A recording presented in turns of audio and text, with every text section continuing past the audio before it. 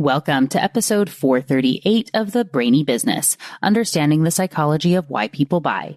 Today's episode is all about Apple Card. Ready? Let's get started. You are listening to the Brainy Business Podcast, where we dig into the psychology of why people buy and help you incorporate behavioral economics into your business, making it more brain-friendly. Now here's your host, Melina Palmer. Hello, everyone. My name is Melina Palmer, and I want to welcome you to the Brainy Business Podcast. Today's episode is a refresh of the episode I did when Apple Card was first announced in late March 2019, and my episode came out very shortly after on April 5th, 2019. The card didn't officially launch until August of that year, something I discuss in the episode. Now, you may be wondering why I chose to refresh this episode today. It's because of my conversation with Will Mailer, Chief Behavioral Scientist at Commonwealth Bank of Australia, which comes out this Friday. In that conversation with Will, we discuss some of the amazing work they've done to understand problems in a new way and really step out of the status quo.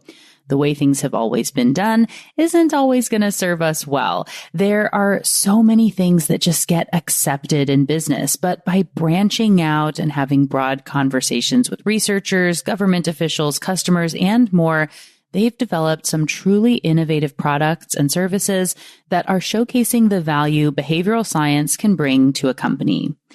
That conversation made me think of this episode on the announcement of Apple Card, not just because of the banking angle, but because of how sometimes customers have been showing you what they want and need all along. But when you're inside a company, you can be too close to the problem to realize it and make the necessary changes to stay ahead of the competition. We tend to get so head down in our own work and problems that we don't see what's right in front of us. Will and his team brought in a diverse group they talk to that can help them to see opportunities others miss. In the case of traditional banking, most of the industry didn't take action on some simple reframes and new approaches that Apple was able to capitalize on with the launch of Apple Card, which I talk about in today's episode. Even though this all took place several years ago now, there are lessons for every brand and industry out there. As you listen, I encourage you to think about what you aren't seeing in your business because you're too close to it. And this is going to be perfect prep for how you can get more out of that myopia with Will in this coming Friday's episode. If you aren't already subscribed to the Brainy Business Podcast, this is a great time to do so you don't miss that or any other episode. And don't forget, there are links for my top related past episodes and books waiting for you in the show notes for this episode, which are found within the app you're listening to and at thebrainybusiness.com/438. All right, let's talk about Apple Card. Apple made a series of star-studded announcements about their new offerings, which included the announcement of Apple TV Plus, Apple Arcade, Apple News Plus, and of course, Apple Card. One big thing people have been talking about is that it's weird that Apple did not really talk about anything that was available yet, and that they did not disclose any of the pricing. People are complaining about why this was bad or silly, but let me tell you, this is the true genius behind the announcements from Apple. Yes, it is different than the way they have made announcements before, but they're also taking a huge turn in what they're offering from products to services. So it's justified to make a shift. And in reality, a company can change their approach whenever they want.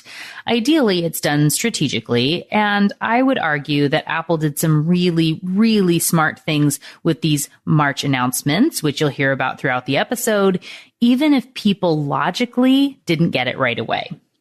As you've heard me say on the podcast many, many times, people are not logical. People say they think one thing, but their subconscious will often think different. And Yes, that was an intentional play on the old school Apple campaign. If you don't know what I'm talking about, check the show notes for the video. This is quite possibly one of the most important campaigns Apple has ever produced, and one that is so smart in their branding efforts. But that's not the focus of today's episode. So when we take a step back and look at the announcements from their behavioral economics appeal, the way the brain actually makes decisions, there are a lot of smart things here your business can learn from, which I will outline throughout the episode. Disclaimer and disclosure alert. I am in no way affiliated with Apple, other than having an iPhone and Apple CarPlay in my new Volvo, which I totally love. But I was not at the announcement event, even though I would love to go someday if anyone from Apple is listening to this. I do not know if they worked with a behavioral economist or a behavioral insights team, or if they introduced insights from behavioral economics into their thinking, or if this is merely intuitive on their part. I'm purely providing an analysis on the backside of the announcements, letting you know what I see here and how it relates to my field of behavioral economics. All right, let's dig in. In the episode, I'm going to talk about building anticipation and expectations, the delayed pricing strategy, subscription models, framing, herding, how familiarity breeds liking, and the value of celebrities. While it's generated a lot of complaints from our logical brains, I would argue one of the smartest things Apple has done is announced all the greatness of the services before they're actually available. Why? Because this creates anticipation and releases dopamine in the brain. I've talked about this before on the podcast in episode 2, the top 5 wording mistakes businesses make, but anticipation is a great way to stimulate the reward center of the brain. I've linked to the study again in the show notes for this episode, but here's a brief synopsis again for those of you who have not heard it, and because refreshers are nice. In this experiment, a light comes on and a monkey knows that if it presses a bar 10 times, it will receive some food. It has a baseline understanding of the task, so it knows what the light means and how that translates into its ability to get food. We may think, and the researchers originally thought, the dopamine release in the brain would come when the monkey gets the treat or while eating it. But in reality, the dopamine was released only until the reward came. Then it went away basically completely. So the anticipation is where the brain's reward really lives. And this is how habits form, which I talk about in episodes 20 and 21. When the treat delivery system worked 100% of the time, the monkey's brain had a certain amount of dopamine released. Let's say it was a factor of 10. What happened when the treat was only delivered 50% of the time? You may think the dopamine release would go down. The monkey would get upset and frustrated, but that's not true at all. In reality, the release of dopamine doubled when there was a 50% chance no treat would be released. So instead of getting a dopamine release of 10, they're now getting 20 hits of dopamine during the phase of hitting the bar to get the treat. Interestingly, when the payout went to either 25% or 75%, which are two drastically different outcomes for the monkey, the dopamine release was the same. It was halfway between 50 and 100% in both cases. So in the scenario where reward 100% of the time means 10 hits of dopamine and a 50% chance meant 20 hits of dopamine, both 25 and 75% reward generation resulted in 15 hits of dopamine. The video I've linked to and the article I've linked to in the show notes show you this visually if you're more of a visual person and would like to see that there. The main thing to learn here is that the anticipation and unpredictability was always more rewarding to the brain than 100% rewards. But more volatility in the 25 or 75% outcomes did make it so that there was less dopamine than the 50-50 split. And this really shows that the reward is in the journey and not the destination. Humans, of course, have the exact same reaction. We thrive on the excitement of anticipation. This happens when we play games, when we watch movies, when we bet in the casino, and when we're waiting to see if the new product or service from Apple is really as great as we think it will be. Anticipation creates a reward in the brain that it likes. The thrill of the unknown is more valuable than the thing you get on the other end. But having anticipation creates loss aversion and perceived ownership, which also means you're much more likely to feel the need to experience the treat at the end, to at least test it out and see how it meets or exceeds your expectations. This is the sort of anchoring and adjustment and loss aversion coming in. In this case, that means buying into the product or service announced and reading up on it before it comes out, keeping Apple top of mind for when the releases actually take place. And as Byron Sharp says in How Brands Grow, being top of mind is key in influencing buying behavior. People need to be constantly reminded of and thinking about a brand to buy it. So being relevant is important. In behavioral economics, we call this availability, which was the topic of episode 15. Other studies have shown people are willing to pay more for items they have been primed for. So having Apple on the brain could make people more willing to pay for Apple products and services, especially where they're now associated with things like news and TV and credit cards. So every time you use your credit card or watch a different streaming service or play a different game, you're going to now be associating with Apple and how that product could maybe be better, which builds more anticipation and also expectations. Your logical brain is probably saying, but if you build up expectations and the service is bad, people are going to be more upset and more likely to hate it than if there were no expectations set at all. So that's why we would wait and not announce until it's totally ready and we know it's perfect, exactly what we want. So this kind of thinking is why far too many organizations wait to announce a launch or a new product or its features until it's actually launching. In reality, people usually need time to get really excited about things. A few months or weeks of anticipation with nothing to see but the perfect and amazing portrayal of the new services in ads meticulously crafted by Apple means high expectations. And studies show the brain gets what it expects. For example, we expect medicine that costs more to work better. So when someone's told a pill they're taking for pain relief costs $2.50 a pill, they have a greater reaction to it than the one they're told costs only 10 cents a pill, even if they're both just a placebo. When ordering coffee from a coffee stand that's run down and gross, people will say the coffee tastes worse than the exact same beverage in ceramic mugs and with nicer mix-ins like nutmeg and cinnamon available, even if they don't actually use them. If people expect Apple Card or Apple TV Plus to be great, and they begin to get familiar with all it has to offer, by the time it's actually available, that expectation will make the perception of it that much better, assuming it isn't a complete train wreck. And knowing Apple, it won't be.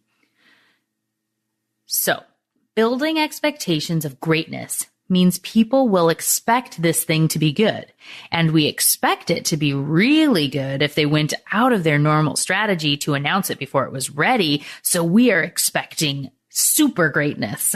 And even if it's just pretty good, our brains will get what they expect. And we will be more willing to pay for it when it does become available.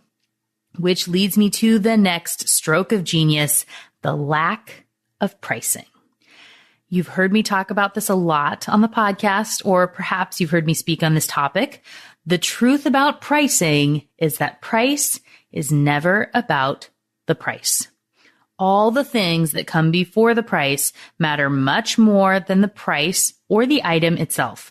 Creating value is about framing and anticipation, which Apple is taking time to let ruminate before the pricing is announced. If it were me, or if I was consulting to Apple on this, I would have run studies to see what people were willing to pay for these types of services before the announcements were made, and then test again a few days, weeks, and months after the announcement to see how that changed. Presumably, once the announcements have been made and people have started to see the buzz and read up on the items, the amount they're willing to pay would go up. I'm guessing it would be peaking in the weeks following versus months or, years following, but they can see how this works as they have items rolling out as early as May and as late as the fall. This also allows for herding behavior to be triggered earlier than it would otherwise as people start talking about the products and saying they're going to use them or sign up right away. Again, if Apple were my client, I would encourage them to allow for early registration and signups for the products and services, which people could pay a fee for. Perhaps for $25, you guarantee you'll be able to get the release on the first day, or you get a special edition of the already fancy titanium Apple Card that shows you were a founding customer. And for the subscriptions, it could include some sort of badge that can never be sold or traded and lives within the app. And to trigger loss aversion, it could be set up so if you ever cancel the service, you lose that badge forever, even if you sign back up again later. This is payment for something that doesn't really exist, but it's bragging rights and an ability to show proof you were part of the in crowd, the herd, before everyone knew it was cool. Apple could then use this to help get other people on board for the service by continuing to trigger herding behavior. This would include messaging like 250,000 have pre-signed up for Apple TV Plus, and the numbers are growing every day, which will make people realize they're behind the times and it's time to follow the herd. You could also look at incorporating scarcity and maybe say the first, 10,000 or people who pay a certain larger dollar amount can get the special stuff and that nobody else can have it. There are all sorts of ways that you could work this in. Making the announcement so far in advance of the releases means more time to create herding behavior, expectations, and anticipation, which all mean a likelihood people will pay more and be more satisfied with whatever they get when the products and services actually come out. Not too shabby. Speaking of herding behavior, our brains don't just herd behind others.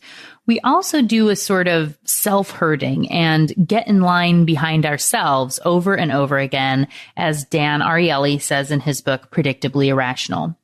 If you remember from the episode on herding, if you're looking at two restaurants and trying to decide which to go to, and one has a line out the door and one is completely empty, which one do you think is better?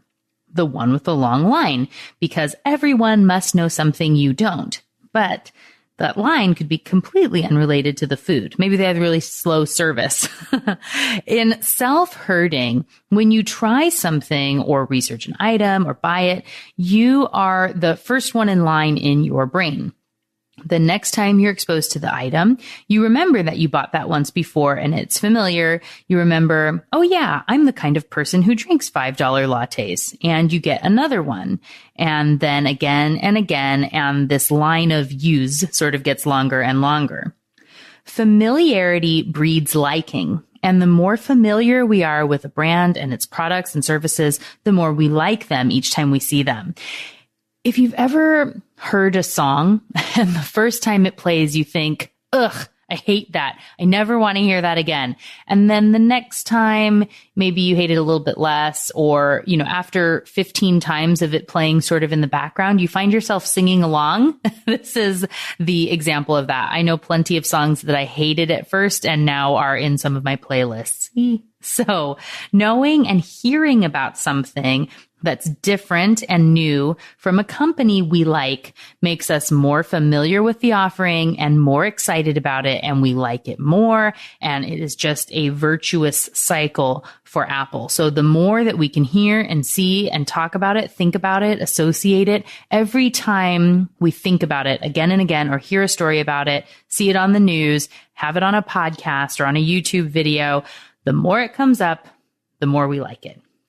And speaking of getting in line and herding, did you see all those celebrity endorsements? Everyone from Steven Spielberg to Big Bird, oh yeah, and Oprah were on the stage for that event. You may think star power and celebrity doesn't work on you and that this parade of stars was unnecessary, but you would be wrong. Our brains love celebrities, and we associate all their qualities with the brand of Apple directly now. Apple has now taken on the humor of Steve Carell and the nostalgia of Sesame Street, along with the world-changing awe that is Oprah. Your brain now associates those all with Apple, and it influences the way you think about them, whether you realize it or not. Studies show how powerful celebrity endorsements are on our brains, and even if we think it shouldn't matter, our subconscious buying brains love it. I dug in a lot on the power of subscription models in the episodes on habits, so I'm not going to talk about the concept too much here, but Apple is definitely jumping on the subscription train. Subscriptions play on the power of habit, that is dopamine and rewards coming to play again, as well as loss aversion and the overwhelmed brain, meaning people are less likely to remember to take action and cancel subscriptions. When we expect error, that people will forget to cancel those subscriptions, or the flip side would be that they would forget to buy the product that they want if they do not have a subscription, and then they would miss shows or things that they would really want, and then they would get upset. It's almost always in the best interest of a company to offer a recurring subscription model. A recent article from Variety referenced a study from Deloitte and talked about the onset of subscription fatigue, which may be starting to set in as more and more companies are using subscription models. This is interesting and worth watching. I know I definitely will be. But in my opinion, the issue with this information and some of the study and the findings that people are putting out there is that the study is asking the logical brain questions about how it feels logically about subscription services. With the subconscious running the show, it's really going to be hard to make it so people do not continue to use and value subscriptions, even when they say otherwise, that logically they would do something different.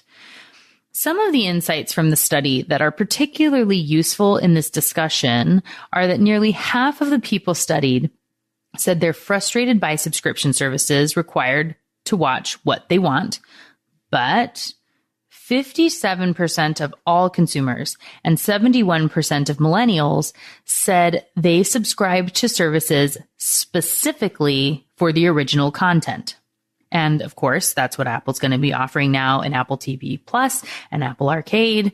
It's a bit counterintuitive, but what I would read into this information is people want all the original content, but wish it was easier to access so they could pay one subscription or one time or have one place to access everything they want.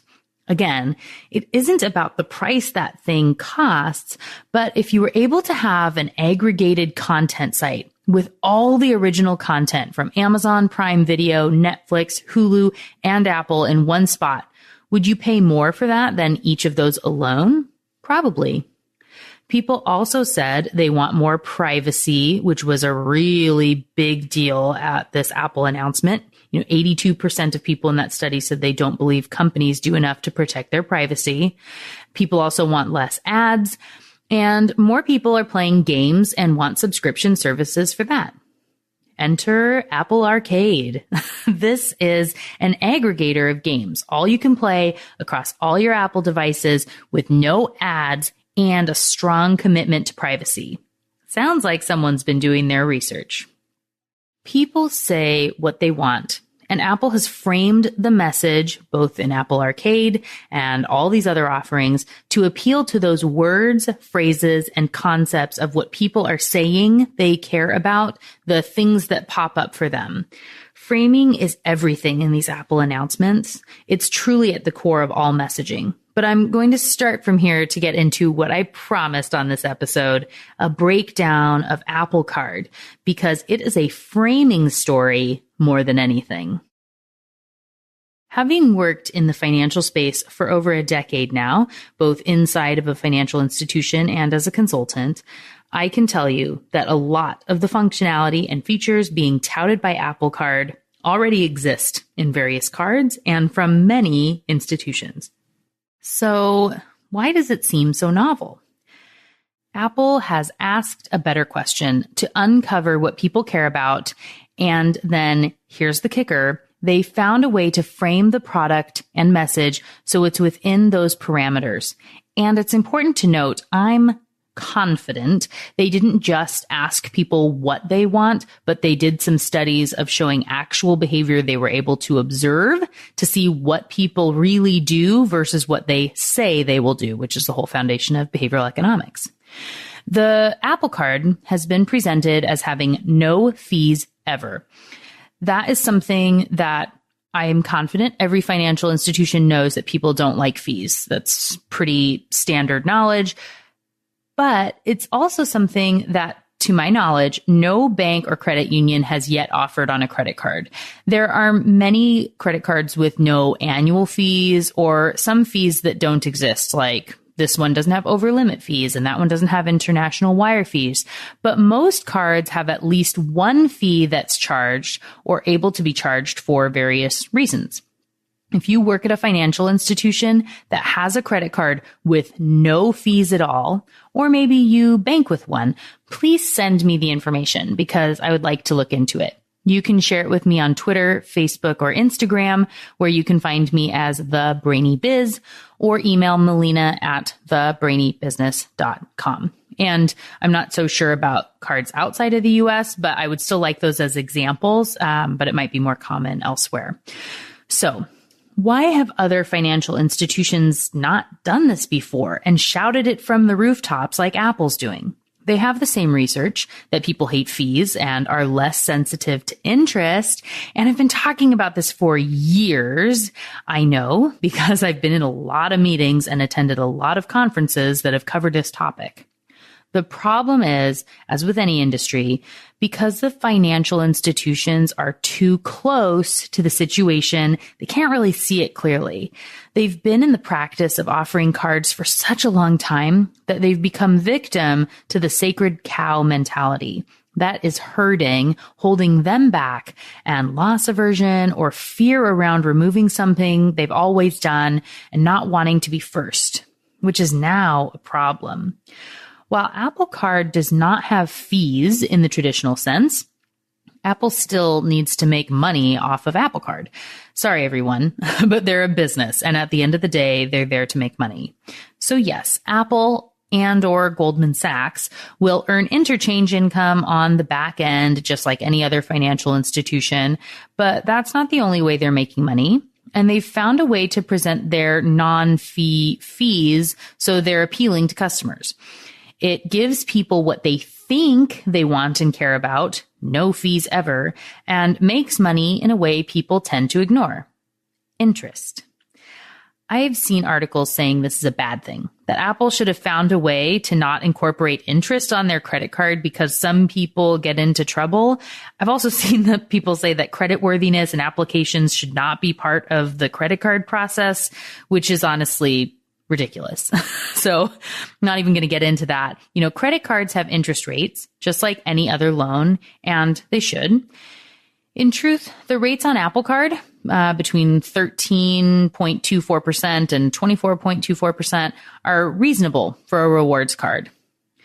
So they're not gouging people on interest. And for the most part, interest rates cover the risk of getting a credit card. And a lot of this will probably be going to Goldman Sachs to cover the risk of the card.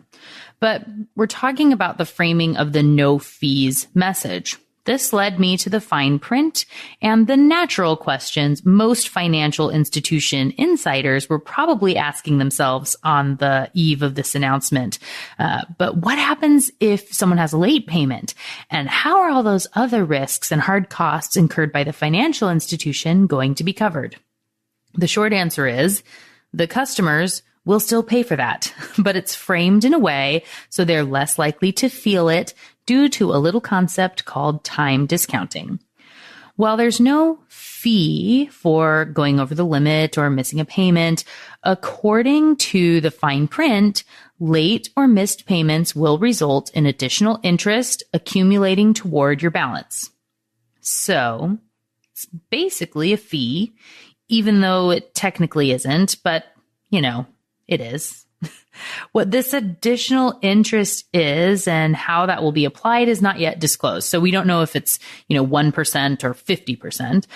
And it's also important to note for any of you who do not work in this space that penalty rates are not uncommon in the industry. Many store cards and other cards have this. However, at an institution, you may think people will see through this. Logical brain alert, and know it's basically just a fee with lipstick on, which is why many financial institutions haven't moved to this model, because it doesn't feel like the pain of changing your entire process is worth the benefit that customers may or may not actually see. Since Apple has gotten on their very large platform and shouted around the world that there are absolutely no fees ever on this credit card, I'm interested to see how this plays out when people actually have the card and receive the penalty interest. This is one of those things we'll have to wait and see, but I'm guessing it's not as much outrage as any of the financial institutions who coulda, woulda, shoulda done this already think it will be. Payday lending has shown us people are less sensitive to fees as interest, where rates are 400% on average to borrow money for a short term. The main point here, and what you should learn from this, is Apple was able to look at the product with fresh eyes and understand what people did not want, fees, and shape its offering to not have any while still making money. And they did all this without having to build anything that didn't already exist. Every single financial institution could have done this. There's no rule that says a bank or credit union has to include any fee on their credit card. In many ways, fear held them back. And now Apple is leading the way with a powerfully framed message that will appeal to many.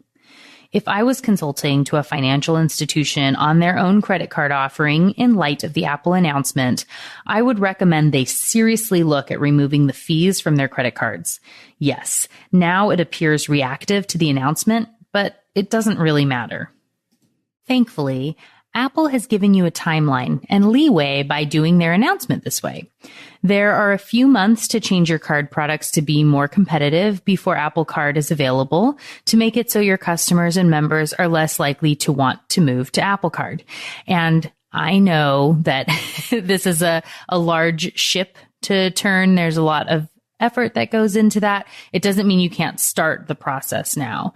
And while status quo bias will work in your favor, people are lazy and it's a lot of effort to change financial institutions.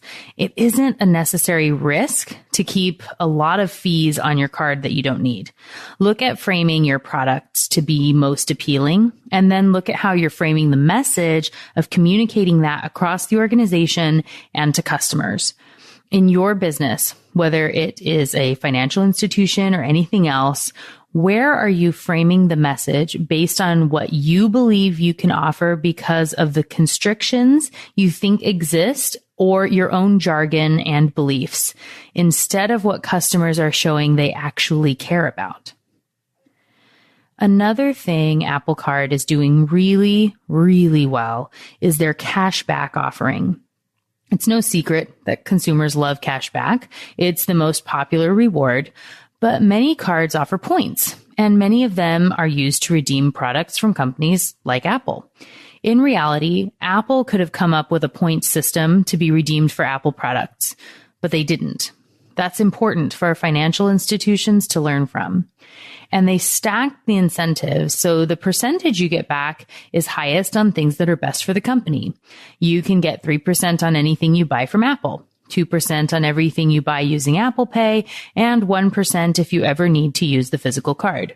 Presumably, the rates and fees they have on their side are lower when a physical card is used, and or it's easier to track all the information behind the scenes when they're using Apple Pay.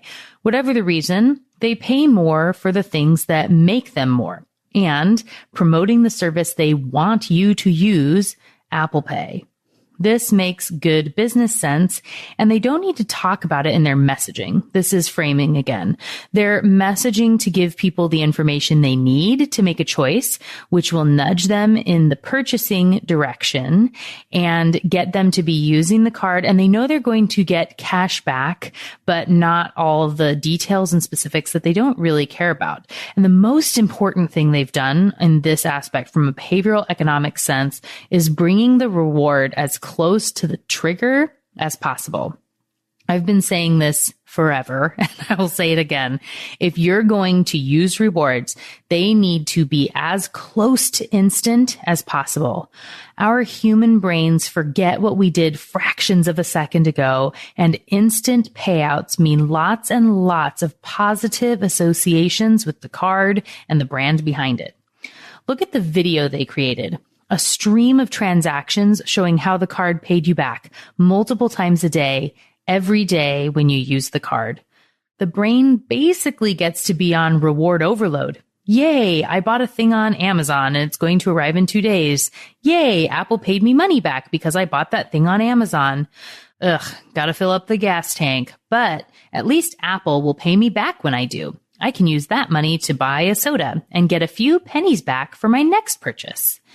It makes the reward synonymous with the company offering the rewards, which other cards do not do.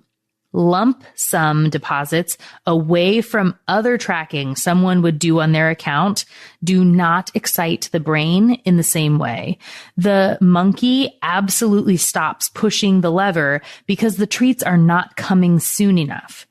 If you give benefits of any kind back to your customers, how can you make it real, tangible, and as close to the behavior you want repeated as possible? In this case, they want you using Apple Pay and the Apple Card as much as possible, so the rewards should come immediately and very obviously tied to that behavior, and they've done a really good job of this. Another feature of Apple Card being touted as brand new is combining and tracking purchases to help encourage better spending habits. This is absolutely not new, but again, framing. The brain believes what it hears, and this is leaning on the anticipation and expectations that Apple's personal financial management tool, or PFM as they say in the biz, will be better than anything offered by Mint or all the financial institutions out there. Many financial institutions have this already and have an incentive and an ideal of helping people to spend less on interest, regardless of what has been said in this messaging. And many offer this service free to their customers or members if it's a credit union, even though it costs them a lot of money to maintain a system like this. What Apple has apparently done is invest in building a solution that is custom and not bogged down by jargon like merchant codes. And they've added a really cool map feature and pictures of the merchant's logo and offering to help make it pretty and user-friendly, which is very Apple. They had an advantage that financial institutions did not, being Apple, which let them build some fancy code to make it all about the user experience. But as with everything else, this is not something every other financial institution could not have done or can't go do now. Again, it comes back to framing. Apple has positioned this as the be-all, end-all of tracking. But of course, that's going to be dependent upon you doing all your spending within Apple Pay for tracking purposes. Most PFMs are positioned this way, and it will be interesting to see how it works once it's live.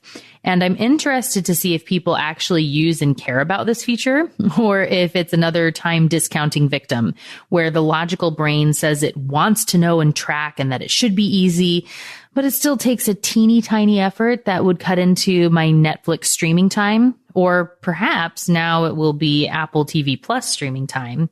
You get the point. To wrap up this bit on Apple Card and the episode, I want to reiterate the main points. 1, framing matters. How the product is framed and the message around the product are all critical to the way it's perceived in the brain of potential customers and how anticipation builds and expectations. It's all about framing. Next, every financial institution could have done this and still can. There does not appear to be anything incredibly novel or earth-shattering, no matter how it's framed. So if you're looking to sort of deconstruct, you want to try to get past the framing and see what's really there. But that does not mean this card will not change the industry. Apple has a huge megaphone on top of a platform that no one else has. Consumers will now expect things, and everyone else has to play catch up or decide how to respond. If you're working in a financial institution, please don't just stop at your credit card products and portfolio when you hopefully go in and do some analysis of the announcements from Apple and how to integrate that, the findings and the things I've highlighted for you in this episode when you think about how to work on this in your financial institution. It's only a matter of time for checking, savings, auto loans, and everything else that you've been talking and thinking about for years.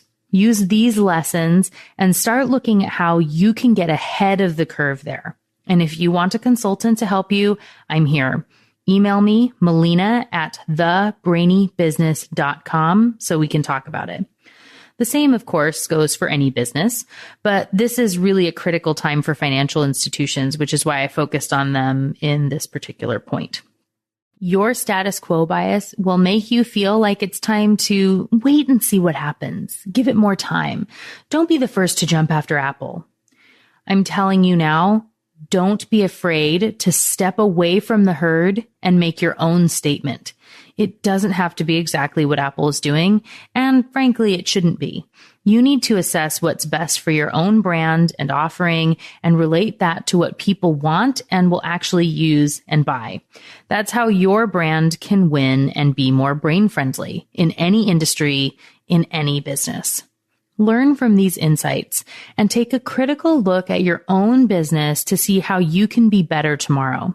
And if you want an outside set of eyes to help with that, as I said, we're often too close to our own problems and jargon and constraints to see things clearly. If that's you, let's chat.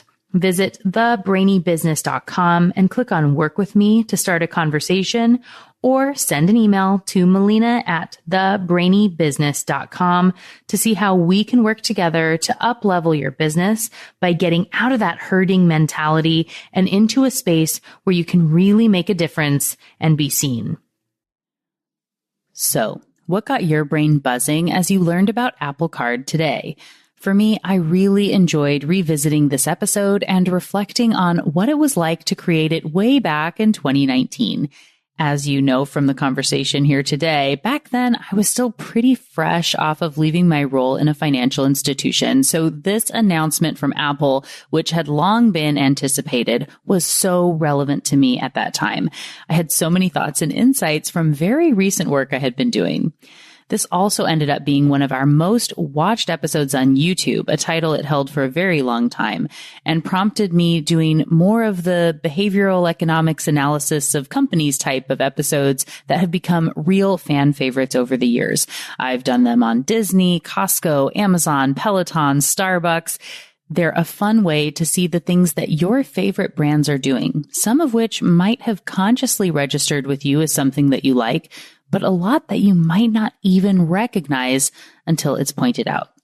Seeing the concepts in this way can make it so you find opportunities that may tie into your own work.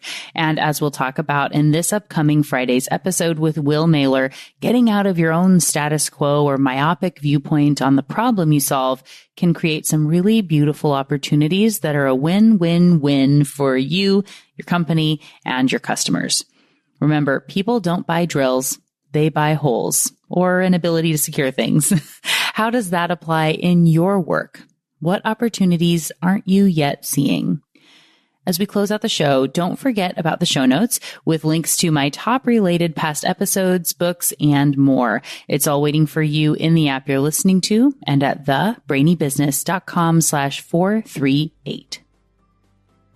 And just like that, episode 438 on Apple Card is done. Join me Friday for a brand new episode with Will Mailer, Chief Behavioral Scientist at Commonwealth Bank of Australia.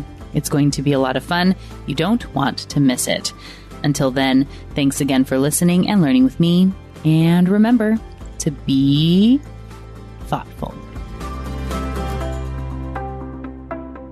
Thank you for listening to the Brainy Business Podcast. Melina offers virtual strategy sessions, workshops, and other services to help businesses be more brain-friendly. For more free resources, visit thebrainybusiness.com.